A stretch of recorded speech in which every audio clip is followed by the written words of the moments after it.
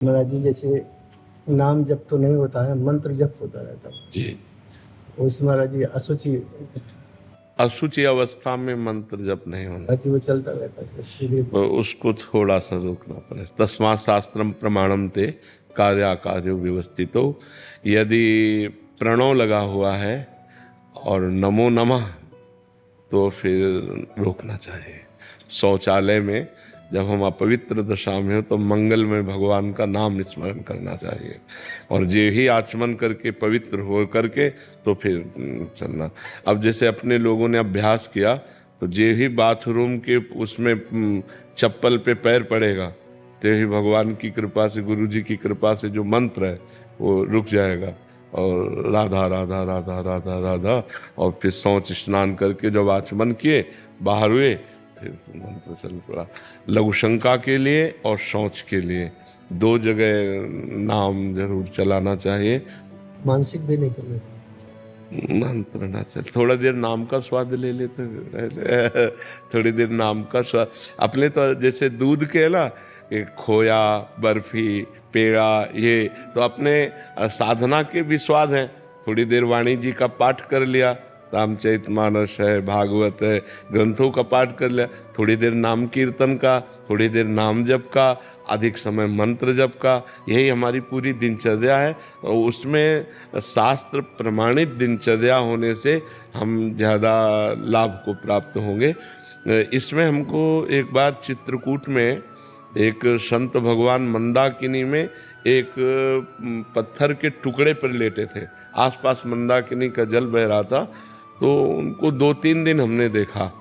फिर हमारा मन हुआ कि उनसे मिलेंगे, और जेठ के महीने में वो मोटा कंबल मिलिट्री वाला ओढ़े हुए थे। तो एक और आश्चर्य, दूसरा आश्चर्य कि मंदाकिनी के बीच में पत्थर पे, तो जिज्ञासा हुई कि इनसे हम बात करें और दर्शन करें, तो बैठे रहे किनारे। जब वो निकले, महाराज क्या अद्भुत स्थिति, नेत्र जो है उन्मत्त अवस्था को, और तेजोमय चेहरा, और एक लंगोटी और कंबल। जो ही निकले साष्टांग दंडवत किया, उस समय नई अवस्था थी, उन्होंने देखा भी नहीं, फिर दौड़ के आगे गए, क्योंकि संतों से पहले से परिचय रहा है, तो ये संतों की इन बाह्य चेष्टाओं से कोई मतलब अंतर नहीं। फिर आगे गए, हम कहा महाराज जी रुको, 1 मिनट रुक जाओ, अगर आप नहीं रुकोगे, आप नहीं कृपा करोगे, तो हम जैसे अधमों का कैसे सतमार्ग पुष्ट होगा। जब प्रार्थना की तो खड़े हो गए। मतलब इतना आनंद प्राप्त हो रहा था, क्योंकि हमारी श्रद्धा बढ़ गई थी ना, तो अब श्रद्धा से ही आनंद होता है, तो एकदम शरीर कंपायमान। हम कहा महाराज जी बैठ जाइए, वो बैठ गए। महाराज जी, पहला प्रश्न है कि आप बीच शिखर पे लेटते हैं ऐसे, वहां क्यों लेटते हैं? तो उनका एकांत प्रियता। आप कंबल क्यों ओढ़े हैं, जेठ का महीना है? उनका अभ्यास। उनका महाराज जी कुछ अपने मन से आप बता दीजिए। तब उन्होंने ये विषय बताया था कि जो गुरु मंत्र है वो अपवित्र दशा में न जपा जाए, नहीं तो वो कामोत्तेजना पैदा कर देगा। उनके वचन थे कि उन्होंने कहा कामोत्तेजना पैदा कर देगा यदि अपवित्र दशा में जपा जाए, तो वो विकारात्मक भाव पैदा कर देगा। तो यद्यपि हमने ये कहीं पढ़ा नहीं, लेकिन संत वचन और पढ़ा ये मनुस्मृति आदि में है कि अपवित्र दशा में जो उसमें प्रणव हो, नमो नमः हो, ऐसे मंत्रों का उच्चारण ना किया जाए। तो शौचालय और बाथरूम में 2 जगह नाम का स्वाद लिया जाए। अब जैसे अभ्यास है तो वो जोर करता है, जो हमारा निरंतर का अभ्यास है वो जोर करता है, पर जहाँ स्मृति आ जाए वहीं नाम चालू कर दो। और जो स्मृति से परे चला गया कि अच्छा ये केवल स्मृति तक है, नहीं जो अवधूत स्थिति को प्राप्त महापुरुष होते हैं, पड़े पड़े सोच कर रहे हैं, पड़े पड़े लघु शंका कर रहे हैं, वो तो मंत्राकार वृत्ति ही रहती है। पर जब तक हमें स्मृति, तभी तक हमारे ऊपर शास्त्र शासन है, जो निगमा अनुशासन है उसके अनुसार हमें, जब तक होश हमें है तब तो शौचालय और बाथरूम में हमें नाम जप करना चाहिए और अन्य समय मंत्र जप करना चाहिए। मान सुखदेव गिरी जी, राधे राधे। राधे राधे महाराज जी। महाराज जी, मेरा प्रश्न है कि जब मैं छोटा था तब भगवान के लिए बहुत रोना आता था। अब युवावस्था में प्रवेश किया तो आंसू ही निकलना बंद हो गए हैं, जैसे हृदय में कोई भावना बची ना हो। नहीं, भावना की बात नहीं है। अब हृदय को और खुराक चाहिए। जैसे हम इत्र की दुकान में एकदम जाएं तो सुगंध मिलेगा, लेकिन 1 घंटे बैठ जाएं फिर सुगंध नहीं। फिर कोई पावरफुल इत्र खुले तब समझ में आएगा कि हाँ गंध है। हमारी घ्राणेंद्रिय उसको सम कर लेती है।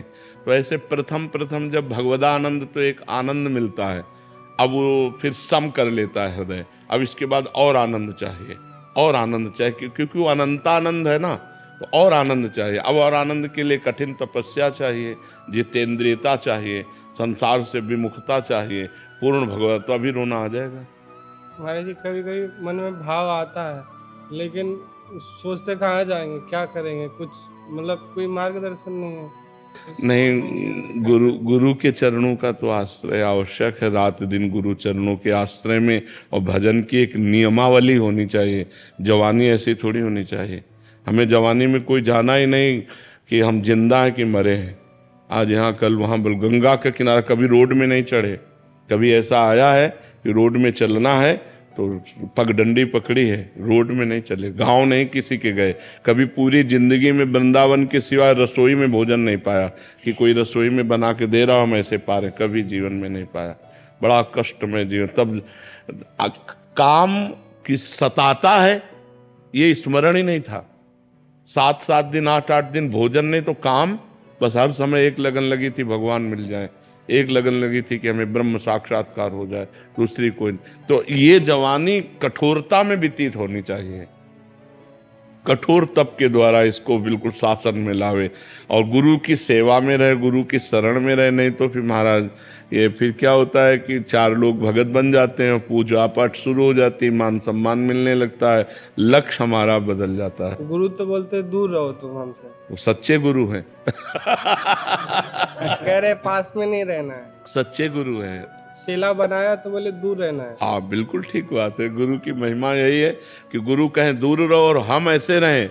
छोटा बच्चा जैसे माँ थप्पड़ भी मारती है तो रोता है, पर वो माँ के ही चिपटता है। तो ऐसे ही गुरु जब दूर करे तो हमें गुरु की ही आसक्ति प्रकट करनी कि महाराज हम आपके बिना नहीं जी सकते, हम इतने समर्थ संत नहीं हैं कि आप हमें दूर करो हम चल ले रहे। नहीं, गुरु निरपेक्ष और चेला आसक्त। गुरु निरपेक्ष और चेला आसक्त, तभी परमार्थ पुष्ट होता है। गुरु आसक्त, चेला निरपेक्ष। आजकल ऐसा हो रहा है कि चेला निरपेक्ष है गुरु से और गुरु आसक्त है शिष्य से। ऐसा ही है महाराज, ऐसा ही है। गुरु जो है वो शिष्य को नहीं छोड़ना चाहते, और शिष्य बोलते हैं मुझे आप गुरु चाहिए। गुरु निरपेक्ष, चेला आसक्त, ये शास्त्रीय पद्धति है। और आज का समय चल गया है कि गुरु आसक्त और चेला निरपेक्ष। हमें आपको उपदेश ले चाहिए, आपका सानिध्य ले चाहिए। ठीक बात है। श्री हरिवंश महाराज जी मेरा सवाल यह है कि जब उपासक गलत संगति या व्यभिचार में फंसकर भटक जाता है, तब उसे अपनी गलतियों का एहसास होने के बाद श्री जी की कृपा से भजन तो बनता है, पर वैसा भजन, वैसा प्रेम, वैसा और बढ़ाते चले जाओ, और बढ़ाते चले जाओ भजन, तो तुम्हारे पाप का नाश करता चला जाएगा। जैसा पहले होता था उससे भी अच्छा होने लगेगा। लगे रहो। जैसे कभी कभी गलती हो जाती है, सबसे हो जाती है, तो जहाँ गलती हुई तहाँ मन मलिन हुआ, जहाँ मन मलिन हुआ तहाँ भजन में नहीं लगेगा। अब उसे घसीटना पड़ता है, जबरदस्ती भजन में लगाना पड़ता है। वो रुचि नहीं रख रहा भजन में, और अगर हम ऐसे लगाते चले गए तो वो पाप नष्ट हो जाएगा जो हमने पाप किया, और जहाँ वो पाप नष्ट हुआ तहाँ भजन में रुचि आ जाएगी। पाप के कारण भजन में अरुचि होती है, और जहाँ पाप नष्ट हुआ तो भजन में रुचि हो जाएगी। पापवंत कर सहज स्वभाव, भजन मोर ते भाव न काऊ। पापवंत पुरुष का हृदय भजन में नहीं लगेगा, भाव नहीं बनेगा भजन में। तो हमें पाप नष्ट करना है। तो कैसे नष्ट होगा? अब हम राधा राधा जप रहे हैं, हमारा हृदय जल रहा है, बिल्कुल मन नहीं लग रहा, मन बिल्कुल संसार में लग रहा है, फिर भी हम जबरदस्ती राधा राधा राधा राधा राधा राधा, तो वो पाप नष्ट हो जाएगा। जिस दिन महीना में, 10 दिन में, 5 दिन में, 1 घंटा में, वो जितना पाप है उसके अनुसार जब भजन होगा तो पाप जहाँ नष्ट हुआ तहाँ फिर प्यार उदय हो जाएगा, भजन में फिर मन लगने लगेगा, भगवान अच्छे लगने लगेंगे। इसलिए हमें धैर्य पूर्वक भजन बढ़ाते रहना चाहिए। ये नहीं सोचना चाहिए कि अब वैसा भजन नहीं हो रहा, आप क्या करें। भजन और बढ़ाओ और नाम जब बढ़ाओ, धीरे धीरे मन पवित्र होगा, उससे भी अच्छा भजन होने लगेगा। महंत पवन शर्मा जी, बालाजी मंदिर, दिल्ली से। राधे राधे महाराज जी। महाराज जी, आपके चरणों में दंडवत प्रणाम। भगवान, मैं माँ भगवती के नाम रूप लीला चिंतन में भक्ति को बढ़ाना चाहता हूँ, परंतु आपको सुनने की वजह से राधा नाम का भजन चिंतन चलता वही है। वही हैं, कोई दूसरा नहीं। माँ भगवती हमारी प्रियाजू की ही अंश से प्रकट हुई है, कोई और थोड़ी है। भगवान ये रूप में, लीला में, स्वरूप में अलग अलग है। हाँ, पर राधा नाम लेता हूँ तो ऐसे लगता है माँ कह रही कि हमने गुरुजी मिलाया और हमें छोड़ दिया। अब हम जब माँ का नाम लेते हैं तो आप दिखते हो कि बढ़िया चेला हो, बात नहीं मानते हो, गुरु मानते हो। तो मैं तो राधा और माँ के नाम में। देखो, रूप में और लीला में तो अंतर है, पर तत्व में अंतर नहीं है। तत्व एक ही है। इससे प्रेम नहीं हो रहा ना। हाँ, पर प्रेम तो रूप से होता है ना। हाँ, तो माँ से प्रार्थना करो कि या तो किशोरी जी के चरणों में हमें रति दो, आप कृपा करो, और या फिर आप कृपा करो अपने चरणों में अनन्यता दो। तो प्रभु, माँ आपके पास भेज देती, आप माँ के पास भेज देते। हाँ, हमारा कार्य है जो जहाँ है वहीं प्रतिष्ठित कर देना।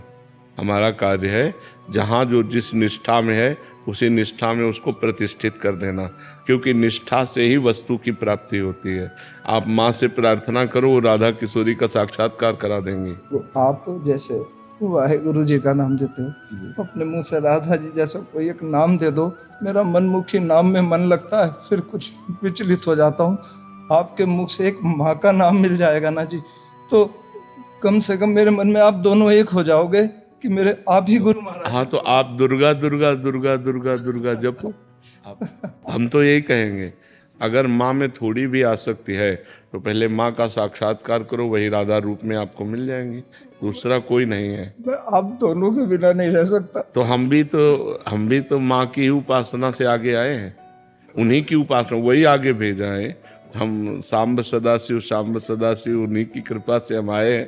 तो अगर आप निष्ठापूर्वक माँ को भजोगे तो वही राधा रूप में आसक्ति प्रदान कर देंगे। चुपचाप लगो, एक जगह लग जाओ। हाँ, वो लगना हम ही तो कह रहे हैं ना, लगना चाहता। तो हम ही तो कह रहे हैं ना। देखो, राधा बाबा जब इस मार्ग में चले तो त्रिपुर सुंदरी की आराधना करनी पड़ी।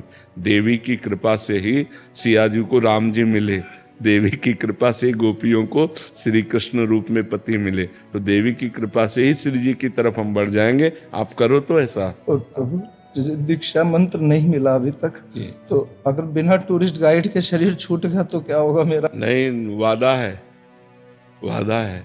हाँ, आप इसमें भ्रम मत कीजिए, वही परम सत्ता है। वो देख रही कि तुम किधर जाना चाहते हो। जब देवी की आराधना की गौरी जी की, तो जानते हो क्या? मनुजा ही राचिव, बात समझना, मनुजा ही राचिव मिले सोवर सहज सुंदर सावरो। क्या कहा देवी जी ने कि तुम्हारे मन में जो भाव रचना है ना, वही सुंदर सांवरा पति तुम्हें प्राप्त होगा। तो यदि हमारी भावना है कि मुझे राधा रूप का दर्शन हो, तो माँ राधा रूप का दर्शन करा देगी, बड़ी सामर्थ्यशाली। मुझे आप मिल जाए और माँ मिल जाए, मुझे कुछ भी चाहिए। निहारिका मिश्रा जी, उड़ीसा से। महाराज जी, आप कह रहे हैं कि आप भी एक मेंटल इलनेस सेंटर में काम करते हैं, जहां रास्ते में जो लोग होते हैं उनको पकड़ के, उनको जो नहा नहीं सकते, खा नहीं, जिनके पास, बहुत। तो महाराज जी, पर वो गुस्से में कभी गाली देते हैं, कभी बद्दुआ दे देते हैं, तो महाराज जी वो हमारे ऊपर लगेगी? अरे नहीं, जैसे छोटा बच्चा अपने माँ की चपत मार देता है, जैसे छोटा बच्चा अपने पिता की दाढ़ी, ऐसे वो छोटे बच्चे जैसे हैं, उनकी तो कोई भी बात उनकी बुरी नहीं। उनको स्नान, ये बहुत हम प्रणाम करते हैं आपको, जो गली कूचों में वृद्धजन पड़े हैं, जिन विक्षिप्त हो चुके हैं, जो असमर्थ हैं, अगर उनकी वास्तविक सेवा आप करते हैं तो आप धन्य हैं। ये भगवत प्राप्ति के योग्य साधन है। नाम जप कीजिए और उनमें भगवत भावना से आराधना कीजिए। उनकी कोई भी बुरी बात आपके ऊपर बुरा नहीं करेगी, क्योंकि आप परोपकार कर रहे हैं, आप बहुत मंगल कर रहे हैं। और ऐसा हमें लगता है प्रत्येक प्राणी के हृदय में ऐसी दया भावना होनी चाहिए कि गली कूचे फुटपाथ में जो लोग पड़े हैं उनको भोजन दे दे, औषधि दे दे, वस्त्र दे दे। अगर अच्छा धन हो तो एक मकान बना दे, 150 उसमें बिस्तर डाल दे और ऐसे 150 वयोवृद्धों को ला के रखे। आजकल बड़ी अव्यवस्था है। जवान जवान लड़के पढ़ा लिखा करके किया, वो विदेश चले गए, बूढ़े माता पिता कोई सेवा करने वाला नहीं। अगर वो अपने हैं भी तो मार थप्पड़ घर के बाहर निकाल दिए। धिक्कार है ऐसे पुत्र को, धिक्कार है ऐसे जवानी और धन को कि जो अपनी माँ के साथ ऐसा व्यवहार करे। प्रायः वैसा ही करते हैं, उनको गाली देते हैं, उनको मारते हैं, या अनाथालय में छोड़ आए या फुटपाथ में छोड़ दिए जो असमर्थ एकदम है। अगर ऐसे लोगों की सेवा बन जाए तो साक्षात भगवान की सेवा है। वृद्धों की सेवा, बहुत बीमारों की सेवा, ये बहुत लाभदायक है, सबको करना चाहिए। जब जहाँ जिसको अवसर मिले करना चाहिए। इससे समस्त पाप नष्ट हो जाते हैं और भगवान की कृपा प्राप्त होती है। लता गौतम जी दिल्ली से। गुरुदेव आपके चरणों में कोटि कोटि प्रणाम। महाराज जी आप कह रहे हैं कि आपके पति ने किसी से 50,000 की धनराशि ली थी 22 वर्ष पहले, बट जिनसे ली थी वो व्यक्ति कोरोना में चले गए और मेरे पति भी 1 साल पहले नारायण धाम को चले गए। महाराज जी अब समझ नहीं आ रहा, उन व्यक्ति का कहीं परिचय नहीं है, बट उस धन का भी मेरे को चुकाना चाहिए और किस स्वरूप में? हाँ, गौ सेवा में दे देना चाहिए। गौशाला में गौ सेवा में दे देनी चाहिए तो वो उनको प्राप्त हो जाएगा। उनका नाम लेके दे दें? हाँ, उनका नाम जिनको देना है ना, उनकी भावना करके गौ सेवा में दे दो। वो सरकारी गौ सेवा भगवान की सेवा है ना, वो भगवान के पास पहुंचेगा, भगवान उनको देंगे, आप ऋण मुक्त हो जाएंगी। अगर गौ सेवा में दे दीजिए। जहाँ गौशाला हो, गौ सेवा होती हो, वहाँ चारा पानी ऐसे पवा दीजिए। चारा ले जाके पवा दीजिए या पैसा दे दीजिए, वो अपने अनुसार प्रयोग कर लेंगे। राधे राधे। महाराज जी आप कह रहे हैं कि आपकी बचपन में किसी से दोस्ती हो गई थी, फिर 7-8 साल बहुत गलत आचरण हुए और फिर कहते हैं कि अरे अब डिप्रेशन में चले गए। फिर आत्महत्या करने पर आपका सत्संग सुना तो मन में बहुत वो आया। फिर बहुत सारी गलतियां जो हुई, अब इतना ज़्यादा डिप्रेशन में चले गई हूँ कि हर समय लगता है कि अपने आप को भी मतलब माफ़ नहीं कर पा रही, ऐसी गलतियां हो गई। देखो, अगर हमारी बात तुम्हारी समझ में आवे, सबकी समझ में आवे, तो निश्चिंत हो जाओगे। देखो, भूल सबसे होती है। बड़ी से बड़ी भूल को मिटाने के लिए अभी हमारे पास अवसर है। अगर हम आत्महत्या कर लेते हैं तो अवसर खत्म हो जाता है और ये आखिरी इतनी बड़ी भूल होगी कि इसको मिटाने के लिए मुझे करोड़ों जन्म लग सकते हैं करने में। ये बहुत बड़ी भूल होगी।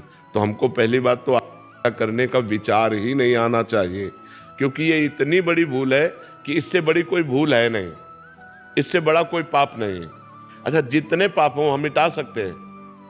मान लो 10 साल बेविचार करते रहे, हम अभी सुधारते हैं और नाम जब डट के करते सब भस्म हो जाएगा। रोना धोना क्या, समझो गलती किससे नहीं हो जाती।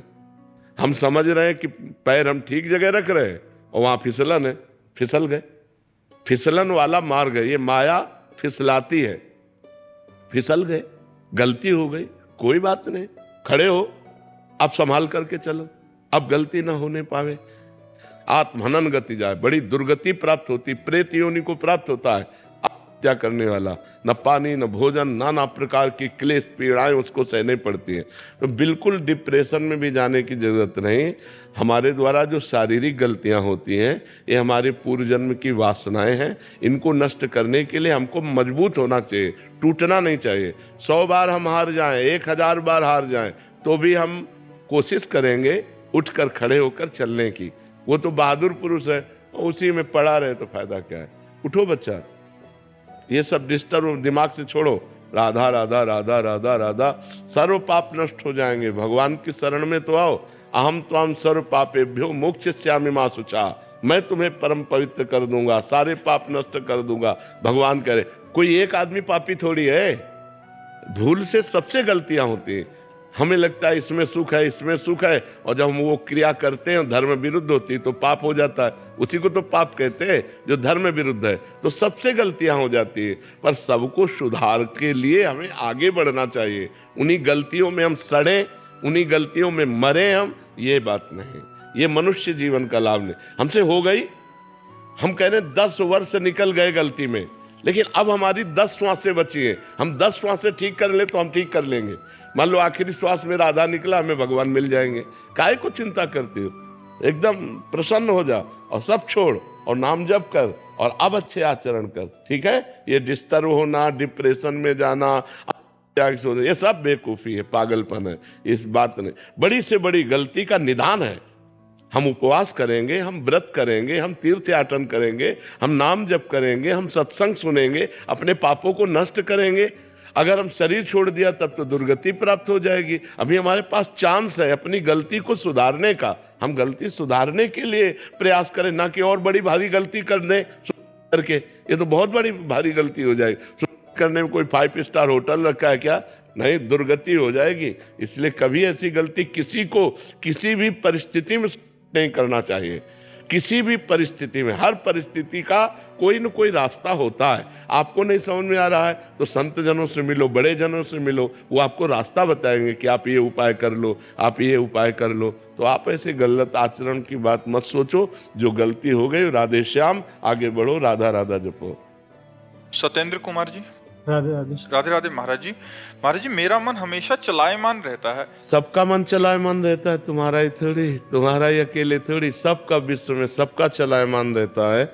रुकता उसी का है जो योगी है, जो भजनानंदी है, जो भक्त है, वही मन को रोक पाता। नहीं, सबका मन चलायमान रहता है जी। महाराज जी, बस वही था कि वो कैसे काबू में आएगा। सबका मन चलायमान रहता है, उसको भजन के द्वारा रोका जाता है। खूब नाम जप करो, धीरे धीरे मन लगने लगेगा, मन शांत होने लगेगा। अपवित्र मन चंचल मन, पवित्र मन शांत मन। पवित्र कैसे होता है? परम पवित्र भगवान का नाम, राम कृष्ण हरि राधा राधा राधा। जितना नाम जप करोगे उतना मन पवित्र होगा, जितना पवित्र होगा उतना शांत होता जाएगा। सबका मन अशांत है, सब चंचल है, सब कामना से युक्त है। वही बच सकता है जो भजन कर रहा है। जितना नाम जप कर रहा है, मन शांत है, मन भगवान में लगा हुआ है, हृदय आनंद से युक्त है। इससे बढ़िया स्थिति क्या हो सकती है? इसलिए नाम जप करो, ठीक है? महाराज जी, श्री जी की कृपा से महाराज जी फौज में आतंकी मुठभेड़ में हमारे भाइयों को गोली लग जाती है, जैसे मुझे भी लगी है, तो हमारे प्रारब्ध के कारण होता है या कि प्रारब्ध नहीं, तुम्हारी वीरता है ये। हाँ, ये तुम्हारा बहुत बड़ा। महाराज जी, ये प्रसन्न मुझे बहुत। हाँ, नहीं, तुम वीरपुर, ये हाथ पैर चले जाते आतंकी मुठभेड़ में गोलियां। ये उनका बलिदान है, ये प्रारब्ध नहीं है। यही सोचता था कि मैं उन बुरे कर्मों की सजा। नहीं नहीं नहीं, बुरे, ये तुम्हारा बलिदान है। कई भाई हमारे जिनके हाथ पैर चले जाते बम ब्लास्ट में। बिल्कुल, ये बलिदान है और वो पूज्य है। वो हमारे भारत के पूज्य है और उनका ये पुण्य बनेगा, तपस्या बनेगी, उनको इसका लाभ मिलेगा। डरता था महाराज जी बहुत सोच के, क्योंकि कर्म ऐसे बने हैं महाराज जी मुझसे। हाँ, नहीं नहीं, ये बहुत बड़ा लाभ का कर्म है, ये हानि का नहीं।